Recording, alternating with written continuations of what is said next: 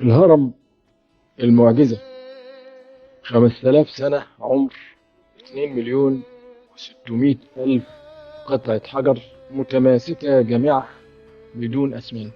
احنا بنبني دلوقتي عمارات بالأسمنت والخرسانة والمسلح والحديد، وبعد ما ينزل البنا بشهر يقع.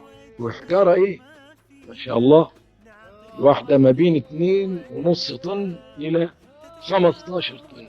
وده بقاله 5000 سنة، 5000 سنة عمر، و2 مليون و600 ألف قطعة حجر متماسكة جميعها بدون حاجة غريبة. طب الحاجات دي رفعت ازاي؟ ارتفاع الهرم 149.4 متر، ناطحة سحاب 48 دور. وحجارة ايه؟ ما شاء الله، الواحدة ما بين 2.5 طن إلى 15 طن. وسقف غرفة الملك لوحده، قطعة الحجر الواحدة في هذا السقف من الجرانيت وزنها 70 طن، يعني وزن قاطرة.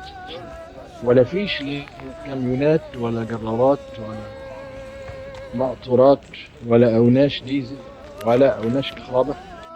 طب حصل الحكاية دي ازاي؟ زمان في المدارس الابتدائي بيعلمونا في الكتب بتاعتهم إن الفراعنة بنوا حاجة زي الساتر الترابي كده حوالين الهرم، زي مصطبة ترابية من الطوب الني، وبعدين جروا عليها الأحجار دي فوق بكر من الخشب. حاجة تضحك، ده طبعا كلام فارغ. ازاي تجر قطعة جرانيت واحدة وزنها لوحده 70 طن على بكر خشب، وبتجرها على ايه؟ على طوب ني، على ساتر ترابي؟ ازاي؟ حاجة. ده انت عشان تعمل الحكاية دي لازم الأول تعمل تبة خرسانية، وبعدين تجيب جرارات بعجلات ستيل، يعني صلب، عجلات صلب تشيل 70 طن.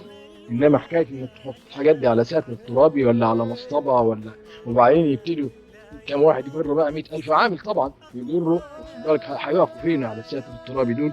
وبعدين ازاي بقى البكر الخشب ده يتغرز، كله يغرز وكله يقع ويغطس مش ممكن. انا في نظري ان ما فيش اطلاقا تفسير للحكايه الخرافيه دي، الا ان العلماء في هذا العصر كان عندهم وسيله سريه وعلم خاص بيلغوا بيه الجاذبيه الارض. الحكايه اللي بيحاولوها دلوقتي في امريكا وروسيا اللي هي الانتي جرافيتي، لازم العلم ده كان موجود زمان وكان وصل لدرجه الكمال، وكان في علماء بيقدروا بشكل ما يتغلبوا على الجاذبيه. فطبعا اذا تغلبوا على الجاذبيه يبقى الحجر اللي 70 طن يبقى وزنه ليش، خلاص انتهى الموضوع.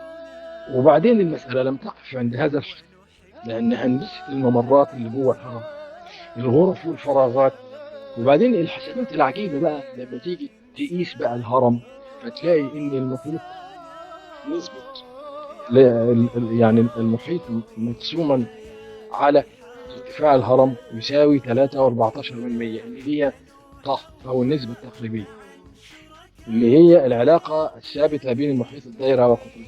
لما تعمل قياس للمحيط الهرم وقياس للارتفاع، تقسم المحيط على الارتفاع يطلع 3.14%، يعني يساوي ارتفاع الهرم 149.4 متر، والمسافة بين الأرض والشمس 149.4 مليون كيلومتر.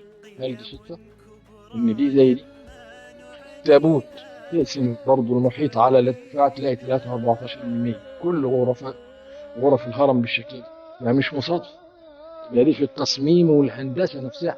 الناس بتوع رياضيات بقى، طب وليه عملوا كده؟ ده سر كمان لوحده. مكان الهرم إن هو في النص بالظبط بالنسبة للقارات الخمس. وجوه الهرم اللي هي متجهة إلى الجهات الأساسية: شرق، غرب، شمال، جنوب. ومش أي شمال، ده الشمال المغناطيسي بالذات، دي مش بسيطة. الصقل بتاع الجرانيت، يعني إن الجرانيت نبص نلاقيه جوه مسطول زي المراية. طب سطلوه إزاي؟ سخروه إزاي؟ يعني ما فيش، نقف مصرين وما نلاقيش تفسير. الممر الدخول للهرم يشير إلى النجم القطبي، والدهليز الداخلي يشير إلى نجم الشعرى اليمني. كما لو كان الهرم ده مرصد، هي الحكاية بالظبط.